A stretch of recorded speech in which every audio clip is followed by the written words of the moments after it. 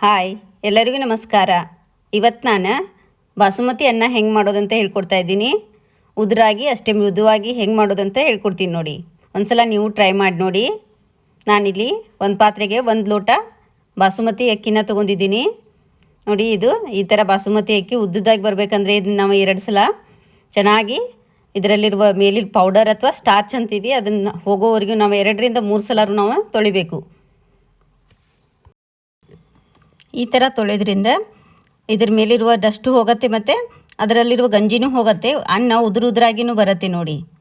ಈ ಥರ ನೋಡಿ, ಈ ಥರ ಗಂಜಿನ ನಾವು 2ರಿಂದ 3 ಸಲ ತೊಳಿಬೇಕು ನೋಡಿ. ನಾನು 2ರಿಂದ 3 ಸಲ ತೊಳೆದಿದ್ದೀನಿ.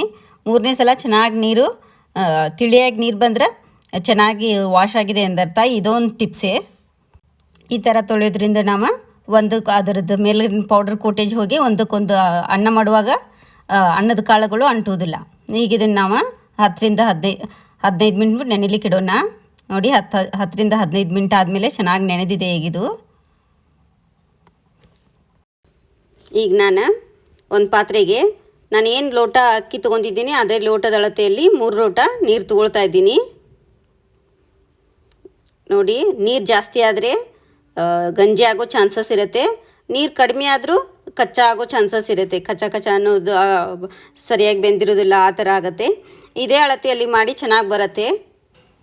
ಈಗ ನೀರು ಕಾಯ್ದಿದೆ ಅನ್ನುವಾಗ ನಾವು ನೆನೆಸಿದಂಥ ಅಕ್ಕಿನ ನೀರನ್ನು ಹೊರಗೆ ಹಾಕಿ ಅಕ್ಕಿ ಅಷ್ಟೇ ಹಾಕ್ಕೊಳ್ಬೇಕು ನೋಡಿ. ಈ ಥರ ಅಕ್ಕಿ ಹಾಕ್ಕೊಳ್ತಾ ಇದ್ದೀನಿ ಈಗ ಒಂದು ಸಲ ನಾನು ಇದನ್ನು ಈ ಥರ ಬೇಯುವಾಗನ ಒಂದು ಸಲ ಮಿಕ್ಸ್ ಮಾಡ್ಕೊಳ್ಳಿ.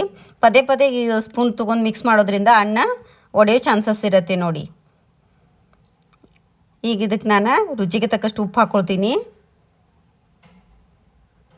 ನಿಮಗೆ ಎಷ್ಟು ಬೇಕೋ ಅಷ್ಟು ರುಚಿಗೆ ತಕ್ಕಷ್ಟು ಉಪ್ಪು ಹಾಕ್ಕೊಳ್ಳಿ. ಈಗ ಒಂದು ಸಲ ಮಿಕ್ಸ್ ಮಾಡ್ಕೊಂಡೆ ಇದಕ್ಕೆ ನೀವು ಒಂದು ಅರ್ಧ ಸ್ಪೂನ್ ತುಪ್ಪ ಅಥವಾ ಒಂದು ಅರ್ಧ ಸ್ಪೂನ್ ಎಣ್ಣೆನೂ ಹಾಕ್ಕೊಳ್ಬೋದು. ಅಂದ್ರೇನು ಉದುರಾಗಿ ಚೆನ್ನಾಗಿ ಬರುತ್ತೆ ನೋಡಿ. ಈಗ ಈ ಥರ ನಾವು ಚೆನ್ನಾಗಿ ಬೇಯಿಸ್ಕೊಳ್ಬೇಕು ಇದನ್ನು. ನಾನು ಕರೆಕ್ಟ್ 7 ಮಿನಿಟ್ ಮಧ್ಯಮ ಉರಿ ಇಟ್ಕೊಂಡು ಬೇಯಿಸ್ಕೊಂಡಿದ್ದೀನಿ. ಚೆನ್ನಾಗಿ ಬೆಂದಿದೆ ನೋಡಿ. ನಾನು 5 ಮಿನಿಟ್ ಆದಮೇಲೆ ಮತ್ತೊಮ್ಮೆ ಚೆಕ್ ಮಾಡಿ ನೋಡ್ತೀನಿ ಅನ್ನದ ಅಗಳು ಚೆನ್ನಾಗಿ ಬೆಂದಿದೆ ಇಲ್ಲ ಅಂಥೇಳಿ. ಒಂದು ಅಗಳು ನೀವು ಕೈಯಲ್ಲಿ ನೋಡ್ಕೊಂಡ್ರೆ ಚೆನ್ನಾಗಿ ಗೊತ್ತಾಗತ್ತೆ ನೋಡಿ. ನಿಧಾನಕ್ಕೆ ಇದನ್ನು ಈ ಥರ ನಾವು ಒಂದೊಂದೇ ಅಗಳನ್ನು ಚೆಕ್ ಮಾಡ್ಕೋಬೇಕು, ಒಂದೊಂದೇ ಅನ್ನದ ಅಗಳನ್ನು. ಈಗ ನೋಡಿ 7 ಮಿನಿಟ್ ಆದಮೇಲೆ ನೀರು ಕಡಿಮೆ ಆಗಿದೆ ಅನ್ನುವಾಗ ನಾವು ಒಂದು ಸ್ವಲ್ಪ ಇದನ್ನು ಕಡಿಮೆ ಉರಿ ಇಟ್ಬೇಕು. ಮೊದಲು ಮಧ್ಯಮ ಉರಿ ಇಟ್ಕೊಂಡೆ, ಈಗ ನಾವು ಇದನ್ನು ಕಡಿಮೆ ಉರಿ ಇಟ್ಕೊಂಡೆ ಈಗ ನೋಡಿ ನಾನು ಕರೆಕ್ಟ್ 7 ಮಿನಿಟ್ ಇಟ್ಕೊಂಡಿದ್ದೀನಿ. ಈ ಥರ ಆಗಿದೆ, ಚೆನ್ನಾಗಾಗಿದೆ. ಈಗ ನಾನು ಇದನ್ನ ಪ್ಲೇಟ್ ಮುಚ್ಚಿ 1 ಮಿನಿಟ್ ಕಡಿಮೆ ಉರಿಯಲ್ಲಿ ಇದನ್ನು ನಾವು ಬೇಯಿಸ್ಕೊಳ್ಬೇಕು. ಈಗ ಇನ್ನೊಂದು ಸ್ವಲ್ಪ ನೀರಿದ್ದರೆ ನಾವು ಇದನ್ನು ಬಸ್ಕೊಳ್ಬೇಕು ನೋಡಿ. ನೀರಿದ್ದರೆ ಗಂಜಿ ಥರ ಬಸ್ಕೊಳ್ಬೇಕು ನೋಡಿ. ಗಂಜಿನ ನಾನು ಬಸ್ಕೊಳ್ತಾ ಇದ್ದೀನಿ. ಈಗ 1 ಲೋಟ ನೀರ ಹೊರಗಡೆ ಬರುತ್ತೆ ನೋಡಿ. ಇದು ಒಂದು ಗಂಜಿ. 2 ಲೋಟ ನೀರು ಇದಕ್ಕೆ ಪರ್ಫೆಕ್ಟ್ ಆಗಿರುತ್ತೆ.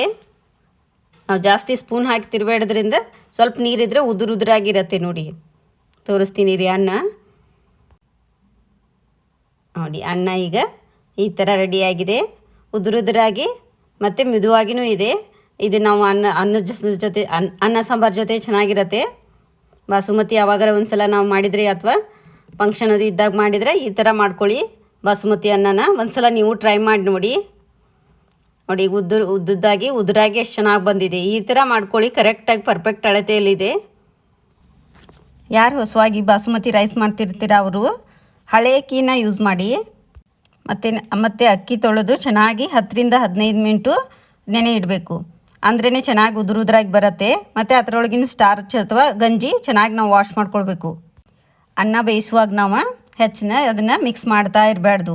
ಅಂದರೆ ಒಂದಕ್ಕೊಂದು ಅಂಟಿ ಈ ಥರ ಅಕ್ಕಿ ಒಡೆಯೋ ಚಾನ್ಸಸ್ ಇರುತ್ತೆ. ಉದುರಾಗಬೇಕಂತಂದರೆ ನಾವು ಒಂದು ಸ್ವಲ್ಪ ಉಪ್ಪು ಹಾಕೋ ಮುಂದೆ, ಆಮೇಲೆ ಅನ್ನ ಇದನ್ನು ಮಿಕ್ಸ್ ಮಾಡೋ ಮುಂದೆ 2 ಸಲ ತಿರುವಿದ್ರೆ ಸಾಕು. ಮತ್ತು ಒಂದು ಸ್ವಲ್ಪ ಅನ್ನ ಬೆಂದಿದೆ ಇಲ್ಲೋ ಅಂಥೇಳಿ ನಾವು ನೋಡ್ಕೊಂಡ್ರೆ ಅನ್ನ ಚೆನ್ನಾಗಿ ಆವಾಗ ಚೆನ್ನಾಗಿ ಉದುರಾಗಿ ಬರುತ್ತೆ ನೋಡಿ. ಬಾಸುಮತಿ ಅಕ್ಕಿ ಅನ್ನ ಸ್ವಲ್ಪ ಎಣ್ಣೆ ಅಥವಾ ತುಪ್ಪ ಹಾಕೋದ್ರಿಂದನೂ ಚೆನ್ನಾಗಿ ಅನ್ನ ಉದುರಾಗಿ ಬರುತ್ತೆ. ಒಂದು ಸಲ ನೀವು ಟ್ರೈ ಮಾಡಿ ನೋಡಿ. ಹೆಂಗೆ ಬಂದಿದೆ ಅಂತ ಕಮೆಂಟ್ ಮುಖಾಂತರ ತಿಳಿಸಿ. ಲೈಕ್ ಮಾಡಿ, ಶೇರ್ ಮಾಡಿ, ಸಬ್ಸ್ಕ್ರೈಬ್ ಮಾಡ್ಕೊಳ್ಳಿ. ಬಾಸುಮತಿ ಅನ್ನ ದಾಲ್ ಜೊತೆಗೆ ಚೆನ್ನಾಗಿರುತ್ತೆ. ಒಂದು ಸಲ ಟ್ರೈ ಮಾಡಿ ನೋಡಿ. Thank you.